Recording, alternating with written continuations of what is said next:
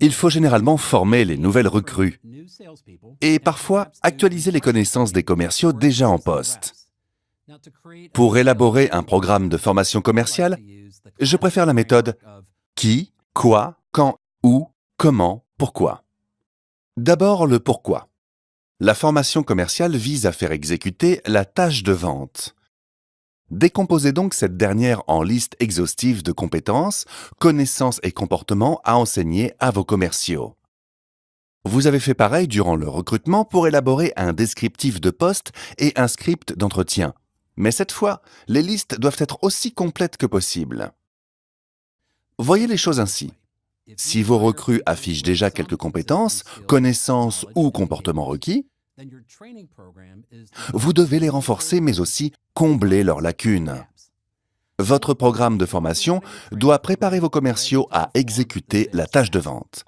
Par exemple, pour vendre des instruments chirurgicaux, il faut des compétences en planification de démarche, présentation, démonstration, obtention d'engagement, prise et exécution de commandes. De plus, il faut connaître l'anatomie, les procédures chirurgicales, les protocoles opératoires et le métier de chirurgien. En outre, il faut se montrer motivé, professionnel, organisé, ponctuel, engageant et persuasif. À l'aide de ces listes, concevez une série de modules de formation dédiés à chaque point. Bien, nous savons le pourquoi et le quoi, mais il reste d'autres questions. Qui doit dispenser la formation, où et comment se déroulera-t-elle et quand aura-t-elle lieu? Vous avez l'embarras du choix en ce qui concerne la sélection du formateur. Le plus évident serait de désigner l'un de vos commerciaux les plus talentueux. Mais attention, transférer un commercial du terrain vers la formation pourrait nuire à vos ventes. Vous pouvez aussi choisir parmi vos directeurs commerciaux ou marketing, vos techniciens ou vos clients. En fonction du module, voyez qui serait le formateur le plus qualifié.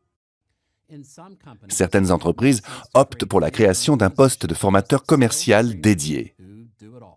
Vous pouvez aussi envisager de recourir à un spécialiste externe.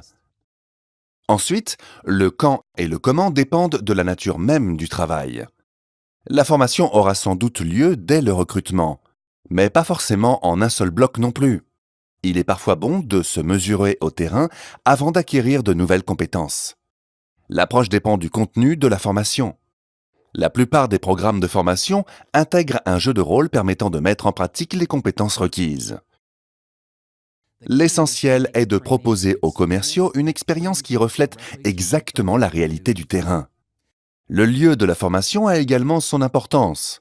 Il semble évident de dispenser les formations commerciales au siège de l'entreprise, mais ce n'est pas obligatoire.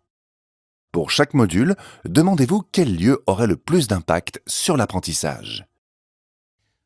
Serait-il judicieux de faire la formation sur le terrain, par exemple dans les locaux de l'un de vos clients ou distributeurs? La formation en ligne rencontre un succès grandissant. Regardez par exemple le cours sur notre site sur les fondements de la vente. Une bonne formation motive les commerciaux et leur démontre que l'entreprise est attachée à leur réussite. Par-dessus tout, elle les propulse sur la voie du développement de votre activité.